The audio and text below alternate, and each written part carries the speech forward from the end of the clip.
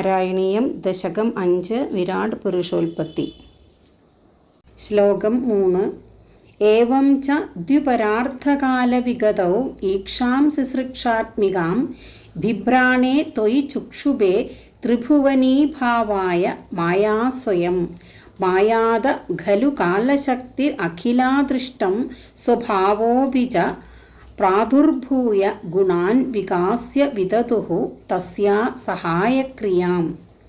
ഏവം ദ്വിപരാർത്ഥകാലവിഗതൗ, ഇപ്രകാരം ചില്ലീലയിൽ താൽപ്പര്യത്തെ പ്രാപിച്ചവനായ ഭഗവാൻ 2 പരാർത്ഥ സംവത്സരങ്ങൾ കടന്നുപോയപ്പോഴാകട്ടെ, ത്വയി സിസൃക്ഷാത്മികാം, അങ്ങ് സിസൃക്ഷാരൂപത്തിലുള്ള ഈക്ഷാം ബിഭ്രാണേ, ഈക്ഷണം എന്ന പ്രക്രിയയെ കൈക്കൊള്ളുന്നവനായപ്പോൾ, ത്രിഭുവനീഭാവായ, ഭുവനത്രയം ആയിത്തീരുവാൻ വേണ്ടി, മായാ സ്വയം ചുക്ഷുഭേ, മായ തന്നെത്താൻ ശോഭിച്ചു.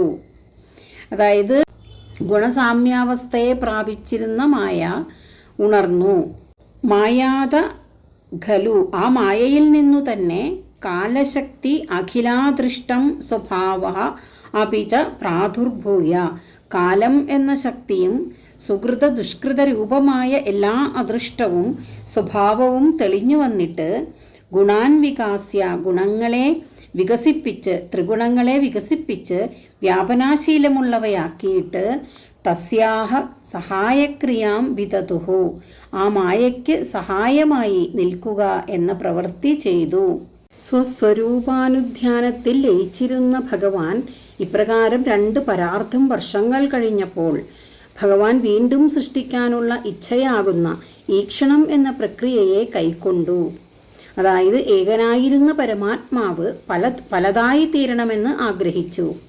ജീവാത്മാക്കളുടെ അദൃഷ്ടം തന്നെയാണ് ഇതിനു കാരണം. അദൃഷ്ടമെന്ന് പറഞ്ഞാൽ സുകൃതവും ദുഷ്കൃതവുമായ കർമ്മവാസനകൾ. അപ്പോൾ 3 ലോകങ്ങളുടെയും ഉൽപ്പത്തിക്കായി ഭഗവാന്റെ തന്നെ ശക്തി വൈഭവമായ മായാശക്തി ഉണർന്ന് പ്രവർത്തിക്കാൻ തുടങ്ങി. അതായത് മായയിൽ അന്തർലീനമായിരുന്ന കാലശക്തിയും സമസ്ത കർമ്മശക്തിയും വാസനാശക്തിയും വ്യക്തമായി പ്രകാശിച്ച് സാമ്യാവസ്ഥയിലുണ്ടായിരുന്ന ത്രിഗുണങ്ങളെ വികസിപ്പിച്ച് 3 ലോകങ്ങളുടെയും ഉൽപ്പത്തിക്കായി ആ മായാശക്തിയെ പ്രേരിപ്പിക്കുക എന്ന സഹായക്രിയയെ ചെയ്തുവല്ലോ.